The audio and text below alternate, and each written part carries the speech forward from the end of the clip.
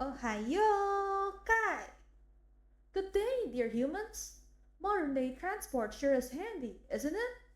Especially those city buses. Those of you who work definitely find them convenient, don't you? But, you know, in places where many people pass through, oddities tend to accumulate. This is the tale of one such oddity, given the title Residue.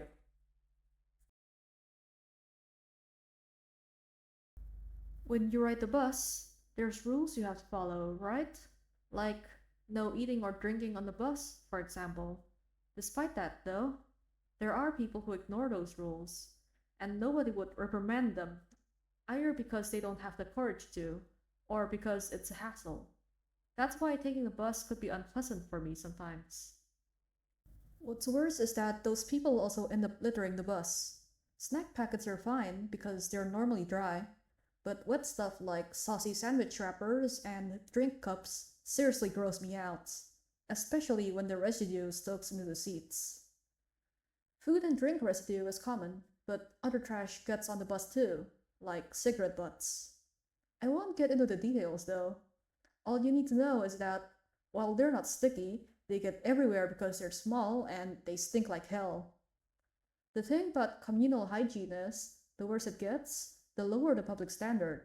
The bus only gets dirtier and dirtier because that's the state people always see it in. So they don't think twice before littering a little bit, and a little bit gradually turns to a lot. Anyways, I take the bus every day to and from work, so I have to put up with it. The bus gets cleaned a little before the morning starts, so it's fine then, but by the end of the day, it turns into a mess again. In order to cope with it, on rides home, I would try to make up some sort of story behind the more standout pieces of trash. For instance, the chocolate bread wrapper on the seat near the doors is from a college student who slept past his alarm and had to rush to class.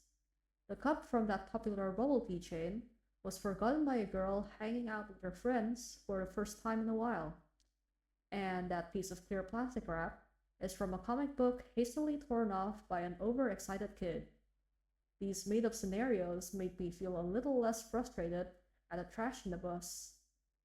Call it escapism, but I can say with full certainty that nobody wants added stress after a full day of work. That night was just like any other. I had overtime late into the night and just managed to catch the last bus for the day.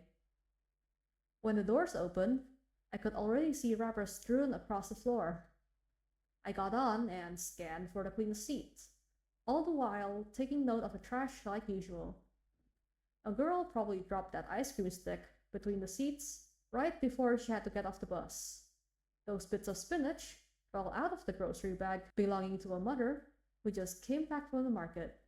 That straw fell out of someone's hands and rolled all the way to the back of the bus. Just then, a weird shape on one of the seats caught my eye. It was nighttime, and since it's an old bus, the lights are a bit dim, so I squinted, trying to get a better look. It was a dead sparrow. I quickly turned around and looked for a seat near the front of the bus, trying not to think about the story behind that sparrow. Even so, my mind still raced with speculations. Again, it was late at night, so aside from the driver, I was the only one on the bus. There had been someone who got off when I got on, but it was an old lady, and I seriously doubt it had been her. And besides, that sparrow had a huge chunk taken out of it, like something had taken a big bite. Ever since then, I tried to go home on time as much as possible. And that was the tale of Residue. Like I said, the more people gather, the bigger the possibility of someone or something getting mixed in. Maybe even you have passed by similar oddities without realizing it. It's best if you keep a lookout from now on, dear humans. I'll come back with a new tale next week, so be sure to keep your ears ready. Goodbye for now, dear humans, and stay safe.